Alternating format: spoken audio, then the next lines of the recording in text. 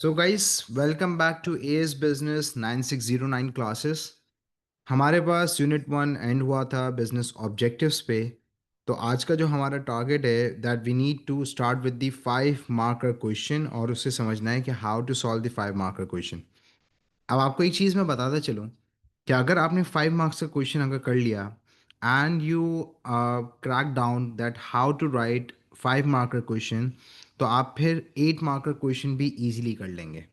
क्यों कर लेंगे वो मैं आपको बताऊंगा। तो पहले तो हम ज़रा इसको समझते हैं, पैटर्न को समझते हैं, फिर एक आध क्वेश्चन मैं आपको समझाऊंगा, करवाऊंगा क्लास के अंदर। Then I am going to assign you a task as well.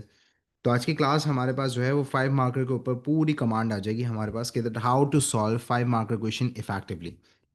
अब यहाँ पे जो सबसे पहली इंपॉर्टेंट चीज़ है that you need to understand is assessment objectives. अब जो असेसमेंट ऑब्जेक्टिव्स का हमारे पास गेम है वो ये है कि ये वो सारी चीज़ें हैं जो कि एक पर्टिकुलर एग्जामिनर आंसर के अंदर ऑफ अ कैंडिडेट देखना चाहता है। अब as we are done with the 2 and 3 marker question, मैं पूरे कराची के अंदर जहाँ जहाँ पढ़ाता हूँ वहाँ पे 2 और 3 मार्कर क्वेश्चन एएस लेवल में करवा चुका हूँ, मल्टीपल क्वेश्चंस करवा चुका हूँ। तो आज का जो टारगेट है वो 5 मार्कर क्वेश्चन है। अब यहाँ पे आपके पास अगर मैं 5 मार्कर को ब्रेक डाउन करता हूँ कि 5 मार्कर क्वेश्चन के अंदर how to write the 5 marker question and what the examiner expects from the candidate. तो 5 मार्कर के अंदर आपके पास मार्क्स की डिवीजन कुछ ऐसे। नॉलेज के आपके पास 1 मार्क है, एप्लीकेशन के आपके पास 2 मार्क्स हैं, और एनालिसिस के आपके पास 2 मार्क्स हैं। So this is how the examiner award you the marks for the 5 marker. 1 mark for the knowledge, 2 marks for the application and 2 marks for the analysis. अब sir knowledge का मतलब हमें पता है। Application that is to link, that is to apply the understanding knowledge according to the situation. Analysis हमारे पास क्या है ये हमें समझना ज़रूरी है। तो आपके पास ये जो एनालिसिस है it is a new thing that you need to understand ताकि आप 5 मार्कर और 8 मार्कर क्वेश्चन इफेक्टिवली सॉल्व कर सकें। एनालिसिस का मतलब होता है किसी चीज को अच्छे तरीके से एग्जामिन करना, या फिर आप कह सकते हैं किसी भी पर्टिकुलर चीज को असेस करना। और जब आप किसी चीज को एग्जामिन या असेस कर रहे होते हैं तो इसका मतलब यह है कि उस पर्टिकुलर चीज को आप स्क्रूटनाइज कर रहे हैं। क्या करें? स्क्रूटनाइज कर रहे हैं। अब स्क्रूटनाइज का मतलब क्या है कि यहाँ पे डिटेल एग्जामिनेशन हो रही है कि क्या फैक्टर्स हैं, क्या कॉजेज हैं, और क्या उसके ऊपर इम्पैक्ट आ रहा है उस चीज़ का। क्या फैक्टर्स हैं, क्या कॉजेज हैं, क्या इम्पैक्ट है। अब आ जाए ज़रा एक एग्जांपल लेते हैं। एग्जाम्पल हमारे पास है कि लेट्स सपोज हमारे पास for example there is a situation कि हमें यहाँ पे एनालाइज करना है the impact of training to the workers on their business. कि अगर एक पर्टिकुलर बिजनेस है, एक पर्टिकुलर मैनेजमेंट है that decides to provide the training and development to the workers, so what would be an impact, we have to analyse an impact कि what would be an impact on the business. तो let's suppose organisation यहाँ पे अपने employees को training provide कर रही है। जब वर्कर्स को हम ट्रेनिंग प्रोवाइड करते हैं तो वर्कर्स की जो स्किल्स हैं वो एनहांस हो जाती हैं। एज वी ऑल नो कि training is a particular process that enhances the skills of the workers. और जब वर्कर्स की स्किल्स इनहांस होती हैं तो now they work with efficiency and productivity in the business. अब आपके पास ये क्या है इस चीज को समझना, ये आपके पास है लेवल 1 एनालिसिस। कि आपने यहाँ पे जो एनालिसिस करे हैं वो लिमिटेड एनालिसिस हैं। There are two types of analysis, एक होते हैं लिमिटेड और एक होते हैं फर्दर डेवलप्ड एनालिसिस। अगर आप यहाँ पे ये लिखते हैं कि ट्रेनिंग अगर हम प्रोवाइड करते हैं तो training is an education process that enhances the skills of the workers which में provide them efficiency and productivity of the business. तो ये क्या है, एक लिमिटेड एनालिसिस है। आपने डिटेल इम्पैक्ट को डिस्कस नहीं किया यहाँ पे, या आपने उसको डिटेल एग्जामिन नहीं किया कि जब वर्कर्स की एफिशिएंसी और प्रोडक्टिविटी बढ़ेगी तो यहाँ पे ऑर्गेनाइजेशन की कॉस्ट क्या हो जाएगी? कम। और जब ऑर्गेनाइजेशन की अब कॉस्ट कम हो जाएगी तो now the organization can become price competitive. ये आपके पास है लेवल 2 एनालिसिस, जिसको एग्जामिनर कहता है फर्दर एनालिसिस या फिर डेवलप्ड एनालिसिस या फिर एग्जामिनर से कहता है स्ट्रक्चर्ड एनालिसिस। तो आपको जो 5 मार्कर क्वेश्चन है उसके अंदर आपको लेवल 2 एनालिसिस करने हैं। अगर आपने लेवल 1 एनालिसिस करे तो examiner is not going to award you the full marks, that is 5 out of 5। तो क्या सर 5 आउट ऑफ 5 आते हैं? यस आते हैं। समझना ये ज़रूरी है कि आप लेवल 1 एनालिसिस करें या लेवल 2। अगर if you are successfully solving और if you are writing level 2 analysis, तो देर इज़ अ चांस कि 100% गारंटीड है कि आपके 5 मार्कर आ जाएंगे। तो सर थोड़ा सा ये मिक्स नहीं हो रहा कि जो 3 मार्कर क्वेश्चन था उसका कमांड वर्ड होता था एक्सप्लेन, और आप यहां पे कह रहे हैं कि 5 मार्कर के अंदर आपके पास आता है एनालाइज। तो एक्सप्लेन में और एनालिसिस के बीच में फर्क है, याद रखना हमारे पास। We have a clear difference between explanation and analysis. अब से एक्सप्लेनेशन और एनालिसिस के बीच में फर्क क्या है? अगर मैं कहता हूं कि इम्पैक्ट बताओ, अगर एक बिजनेस को अगर इकोनॉमीज ऑफ स्केल अचीव होती हैं तो उसका क्या इम्पैक्ट होगा। अगर मैं कह रहा हूँ explain one impact of economies of scale on the business, तो अब मैं एक्सप्लेन करूंगा तो उसका मतलब क्या है कि simple economies of scale achieve होती हैं और बिजनेस की जो कॉस्ट है वो क्या हो जाती है, कम। अगर मैं अब इसको एनालाइज करूं तो इकोनॉमीज ऑफ स्केल अचीव होती है, बिजनेस की कॉस्ट कम होती है। क्यों कम होती है? एग्जांपल दी, बल्क बाइंग कर रहे हैं, परचेजिंग कर रहे हैं, सप्लायर डिस्काउंट दे रहा है, इसकी वजह से कॉस्ट कम हो रही है और बिजनेस पे प्राइसेस को रिड्यूस करके प्रॉफिट मार्जिन को बढ़ा सकता है। ये एनालाइज। तो एनालाइज का मतलब क्या है कि यहाँ पे डिटेल स्क्रूटनाइज कर रहे हो या फिर एग्जामिनेशन के अंदर इन्वॉल्व हो, detailed. That is the difference between the explanation and the analysis. Now, guys, this is the question that we have, and it's of recent year, that is known as May June 2024 paper 1-1. Analyze one impact on the workforce of effective communication of business objectives. Question देखिए हमारे पास क्या है। अब यहाँ पे आपके पास clear understanding and knowledge होनी चाहिए कि एग्जामिनर पूछ क्या रहा है। नॉलेज क्यों इंपॉर्टेंट है? अगर आपको नहीं पता बिजनेस ऑब्जेक्टिव्स क्या हैं, आप इस सवाल को अटेम्प्ट नहीं कर सकते। आपको ये नहीं पता कि वर्कफोर्स के साथ इफेक्टिवली क्यों बिजनेस ऑब्जेक्टिव्स कम्युनिकेट किए जाते हैं, आप फेल हो जाएंगे, क्योंकि आप उस चीज़ को एनालाइज ही नहीं कर सकते। क्वेश्चन यहाँ पे ये नहीं है कि व्हाई इट इज इंपॉर्टेंट और analyse the importance of setting the business objective. सवाल ये है कि जो बिजनेस ऑब्जेक्टिव है उसको इफेक्टिवली कम्युनिकेट करना विद द वर्कफोर्स क्यों इंपॉर्टेंट है। तो you have to analyse the impact of that thing, analyse one impact. तो अब यहाँ पे अगर इस सवाल को मैं यहाँ पे कॉपी डाउन करता हूँ और सवाल को मैं लिखता हूँ, analyse one impact of effective communication of business objectives with workforce 5 months। तो सर सवाल हमारे पास यहाँ पे ये, अब ये सवाल है हमारे पास, कमांड वर्ड आपके पास है analyse one impact of effective communication of business objective. अब यहाँ पे आपको नॉलेज के मार्क्स किस चीज़ के मिलेंगे? बच्चा यहाँ पे क्या करेगा? बच्चा यहाँ पे काम ये करेगा, वो यहाँ पे बिजनेस ऑब्जेक्टिव को डिफाइन करेगा। कर दो, मसला नहीं है, मसला नहीं है। नॉलेज आपके पास क्या है? नॉलेज है आपकी आइडेंटिफाई करना the impact. The examiner is going to award you the marks कि वो नॉलेज को असेस कर रहा है, क्या बच्चे के पास नॉलेज है कि effective communication of business objective का क्या इम्पैक्ट आता है, क्या उसके पास ये नॉलेज है। तो अगर आपने यहाँ पे इम्पैक्ट को आइडेंटिफाई कर दिया तो यहाँ पे आपको नॉलेज के मार्क्स मिल जाएंगे। फिर सेकंड आपके पास एप्लीकेशन है जो कि आपको करनी है। तो एप्लीकेशन का मतलब है कि आप यहाँ पे कोई पर्टिकुलर सिचुएशन डेवलप करें। अब सर सिचुएशन क्या हो सकती है? जैसे लेट सपोज अगर मैं इम्पैक्ट को आइडेंटिफाई करता हूँ तो इम्पैक्ट को आप आइडेंटिफाई कर लें कि भाई it is going to provide a sense of target to the workers. कि जब मैं बिजनेस ऑब्जेक्टिव सेट करके वर्कर्स के साथ इफेक्टिवली कम्युनिकेट करूंगा तो वर्कर्स के पास एक डायरेक्शन होगा, वर्कर्स के पास एक टारगेट होगा कि in this particular direction we need to work. Application का मतलब है यहाँ पे सिचुएशन। अब सिचुएशन कोई भी, कि लेट्स सपोज सेल्स डिपार्टमेंट है, उसने यहाँ पे 10% इंक्रीज करनी है सेल्स। ये एक सिचुएशन हम डेवलप करते हैं कि मार्केटिंग डिपार्टमेंट, सेल्स डिपार्टमेंट है, उसने अपने ऑब्जेक्टिव सेट किया। अब जब मैं एनालाइज कर रहा हूँ उसको, तो एनालाइज इस तरीके से करूंगा कि जब वर्कर्स को टारगेट मिलेगा तो वर्कर्स के पास क्लैरिटी होगी, और वर्कर्स के पास एक पर्टिकुलर विजन होगा जिससे वो यहाँ पे मोटिवेट होंगे।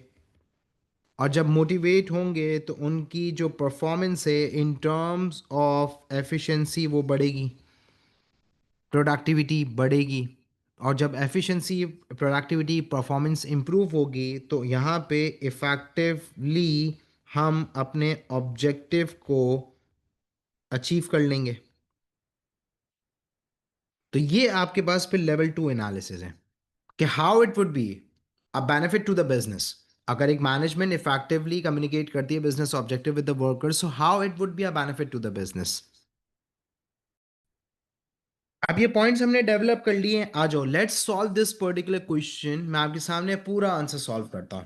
आ जाए, स्टार्ट करते हैं। सबसे पहले जो नॉलेज है वो क्या है हमारे पास? Knowledge is to identify the impact. Effective communication of business objective will provide a sense of direction or target to the workers. Number one. अब ये मैंने यहाँ पे इम्पैक्ट को आइडेंटिफाई कर लिया कि effective communication of the business objective will provide a sense of direction and target to the workers. कैसे? फॉर एग्जाम्पल, ये मैं एप्लीकेशन कर रहा हूँ। For example, sales department sets an objective to grow the sales by 10% in upcoming year। अब example situation develop कर रहे हैं कि सेल्स डिपार्टमेंट है, प्रोडक्शन डिपार्टमेंट है, मार्केटिंग डिपार्टमेंट है, what ever the department is. तो उनके अंदर एम्प्लॉयज होते हैं, हमने पढ़ा था। तब ये जो सेल्स डिपार्टमेंट है, उसने यहाँ पे 10% अपकमिंग ईयर के अंदर अपना ऑब्जेक्टिव सेट किया है कि उन्हें 10% से सेल्स क्या करनी, इंक्रीज करनी। अब जब 10% से उन्हें सेल्स इंक्रीज करनी है तो उन्होंने ऑब्जेक्टिव सेट कर लिया in upcoming year, and it will be communicated with sales employee, which will convert it into a individual target to achieve। जब यहाँ पे सेल्स डिपार्टमेंट ने अपना ऑब्जेक्टिव सेट किया है, तो अब वो जो सेल्स डिपार्टमेंट के एम्प्लॉयज होंगे वो इस पर्टिकुलर ऑब्जेक्टिव को इंडिविजुअल टारगेट के अंदर सेट करेंगे कि वो कैसे इस particular achievement of the objective के अंदर कंट्रीब्यूट कर सकते हैं। और जब ये इंडिविजुअल टारगेट के अंदर वो उसको ब्रेक डाउन करेंगे, तो now they are going to strategise, और उनको पता भी चल जाएगा कि ऑब्जेक्टिव अब सेट हो गया है, डिवाइड हो गया है, तो अब उनकी परफॉर्मेंस मेजर की जाएगी, which will be measured and compared for the performance appraisal। जब सबको बता दिया जाएगा कि ये आपका ऑब्जेक्टिव है, तो अब उनकी परफॉर्मेंस अप्रेजल, जब उनकी इवैल्यूएशन की जाएगी परफॉर्मेंस की, कि आपके इतना कंट्रीब्यूट करना था, आपको इतनी सेल्स करनी थी, आपको इतने नंबर ऑफ कस्टमर्स को टारगेट करना था, तो अब इनके पास एक टारगेट होगा और ये उसके लिए काम भी करेंगे, क्योंकि उनकी जो इंक्रीमेंट है, उनकी जो पर्टिकुलर बोनसेस हैं या जो डिफरेंट रिवॉर्ड्स हैं वो उसको पे बेस करते हैं। And it may lead to अब ये हम एनालाइज करने जा रहे हैं, स्टार्ट कर दिया हमने एनालिसिस, स्टार्ट तो कर दिए थे, अब इट में लीड टू, अब ये जो लीड टू है, it is a particular connecting word that can be use, कि आप बता रहे हैं कि ये हो रहा है तो ये हो रहा है, एनालाइज करने, चेन ऑफ एनालिसिस के लिए यूज होते हैं, and it may lead to higher motivation and improve performance of employees, which will further lead to effective achievement of overall business objectives. This is the whole answer कि हमने knowledge, application situation, फिर analysis. Is it clear, guys? So guys this is the question. इसके बाद एक question है हमारे पास यहाँ पे, ये देखें, I am sharing a file, ये फाइल आपके ग्रुप्स पे भी है, टॉपिकल क्वेश्चंस आप लोगों को प्रोवाइड कर दिए गए हैं, इसके अंदर टॉपिकल क्वेश्चंस हैं रीसेंट हमारे पास ईयर 23 ऑनवर्ड्स, ठीक है, जब से examiner made the changes. Again ये एक 5 मार्कर क्वेश्चन है। Analyse one way a business might fail as a consequence of lack of expense finance. अब देखें, आप सवाल थोड़ा सा टेक्निकल है, I do understand the technicality and the difficulty level, कि एक वे बताएं आप business might fail as a lack of finance. अब मैं अगर इसको देखूं तो lack of finance usually it's a problem of startup, and startups usually fail because of the lack of finance. तो इम्पैक्ट ये है कि lack of finance is one of the cause जिसकी वजह से फेल होता है। तो आपके पास स्टार्टअप की तो आप पूरी की पूरी एप्लीकेशन कर देते हैं कि स्टार्टअप बिजनेस कैसे फेल हो सकता है लैक ऑफ फाइनेंस की वजह से। अब यहां पे स्टार्टअप बिजनेस को लैक ऑफ फाइनेंस क्यों होता है? रीजन कि बिजनेस नया है, तो बिजनेस की कस्टमर बेस डेवलप नहीं होती, they can not generate that much amount of revenue, और एक्सपेंसेस हैं which may lead to the cash flow problem and the business eventually fails. This is the case. तो इस तरीके से पूरा आपका सवाल हो जाएगा हमारे पास कि एप्लीकेशन स्टार्टअप की हो गई और आपके पास लैक ऑफ फाइनेंस की वजह से बिजनेस इतना ज़्यादा कॉम्पीट नहीं कर पाता, या कैश फ्लो प्रॉब्लम हो जाते हैं क्योंकि स्टार्टअप है, इतना अमाउंट ऑफ रेवेन्यू जनरेट नहीं हो रहा होता इनिशियली, तो जिसकी वजह से it will lead to the cash flow problem, supplier को पे नहीं कर सकेंगे, क्रेडिट सप्लाईज नहीं होंगी, एक्सपेंसेस ज़्यादा हो जाएंगे, and the business might lead to fail. तो you guys have 5 to 7 minutes to solve this particular question. Now, this is the question. Analyze one way that a business may be affected by a dynamic business environment. अब सबसे important चीज़ ये है कि lack of knowledge किस तरीके से disaster या किस तरीके से फेलियर की तरफ लीड करती है।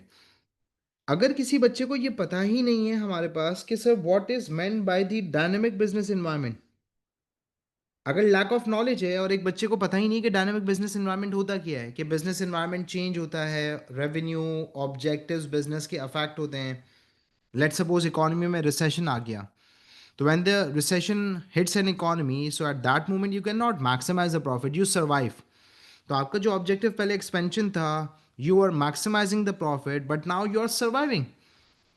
तो डायनामिक बिजनेस एनवायरनमेंट केस ये है हमारे पास, यू नीड टू अंडरस्टैंड। तो analyse one way that a business may be affected by dynamic business environment. तो डायनामिक बिजनेस एनवायरनमेंट की पहले नॉलेज होनी चाहिए कि डायनामिक बिजनेस एनवायरनमेंट का मतलब है कि एक्सटर्नल फैक्टर्स बिजनेस को इन्फ्लुएंस कर रहे हैं। ये आपका वे बता दिया आपने कि एक्सटर्नल फैक्टर्स के अंदर जब चेंजेस आती हैं, for example recession hits an economy, तो ये आपकी हो गई एप्लीकेशन, कि जब इकोनॉमी के अंदर रिसेशन हिट करती है तो demand for goods and services कम हो जाती हैं। जब demand for goods and services कम हो जाती हैं तो कंज्यूमर की जो डिमांड नहीं है, स्पेंडिंग नहीं है, so why the producer is going to produce.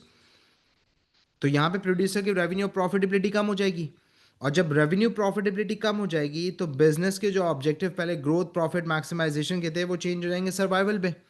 तो this is how it is कि अगर फॉर एग्जांपल अगर मैं इसकी चेन ऑफ एनालिसिस बनाऊं तो यहीं पे आपके सामने बनाता हूं कि डायनेमिक एनवायरनमेंट कैसे अफेक्ट कर रहा है, फॉर एग्जांपल रिसेशन के थ्रू।